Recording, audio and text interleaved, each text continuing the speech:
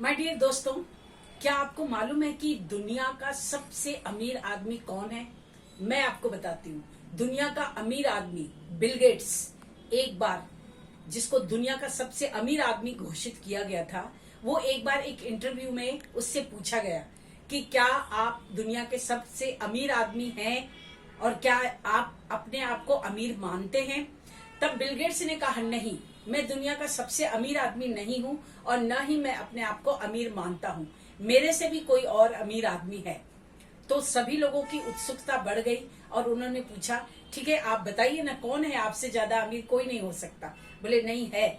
जब एक बार मैं आपको एक छोटी सी स्टोरी से इस बात का आपको बता सकता हूँ कि दुनिया का अमीर आदमी कौन है। जब मैं अपनी लाइफ में स्ट्रगल कर रहा था और अब मेरी लाइफ में कुछ भी नहीं था, मैं बहुत गरीब था, मेरे पास कुछ भी पैसे नहीं थे।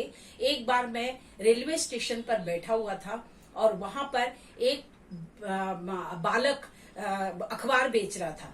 तो मैंने पूछा कि मैं अखबार देखकर उसमें देख लेता हूँ कि मेरे लायक कोई नौकरी वोकरी हो या कुछ तो हो। तो मैंने उसको अपने पास बुलाया और पूछा कि तुम्हारे पास अखबार है तो एक अखबार आप मुझे दे दो।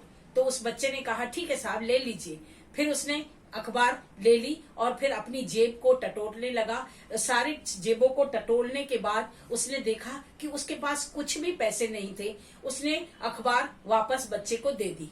बच्चे ने कहा, क्यों साहब, आप अखबार क्यों वापस दे रहे हैं? आप अखबार पढ़िए ना।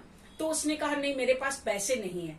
तो बच्चे ने कहा कि कोई बात नहीं, आप अखबार पढ़ लीजिए, मैं मेरी तरफ से पढ़ लीजिए और मेरा प्रॉफिट जो भी होगा मैं उस प्रॉफिट में से इसको एडजस्ट कर लूंगा।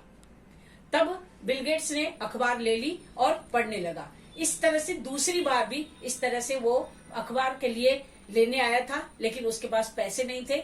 दूसरी बार भी उस बच्चे ने अखबार दी। तो अखबार पढ़ने के बाद बिल गेट्स ने बहुत कुछ सर्च किया, उसे बहुत कुछ मिला, बहुत सारा अचीव कर लिया और बहुत सारी चीजों में ध्यान देते देते, सारी मेहनत करते करते वो दुनिया का सबसे अमीर आदमी बन गया। जब वो दुनिया का सबसे अमीर आदमी बन गया, एक बार वो बैठकर सोच रहा था कि जब मेरे शुरुआती दिनों में मेरी किस किस ने मदद की थी। तब उसने अपने मन में उस बच्चे को याद किया और उसने बोला कि मैं उस बच्चे को कैसे भी करके ढूंढूंगा और मैं उसकी मदद करूंगा। इस तरह से उसने मन में ठान लिया कि वो बच्चे को ढूंढेगा। ढूंढते ढूंढते बिल गेट्स को 2-3 महीने का समय लग गया और फिर आखिर में वो बच्चा मिल गया। कहाँ पर मिला? वो वहीं उसी रेलवे स्टेशन पे अखबार बेचा करता था। तो उसने रेलवे स्टेशन पे जाकर बच्चे को बुलाया। जो बच्चा अब बड़ा हो चुका था, उसने बुलाया और बोला, सुनो, तुम क्या मुझे पहचानते हो? तो उसने कहा, हाँ, मैं पहचानता हूँ आपको, आप बिल गेट्स है।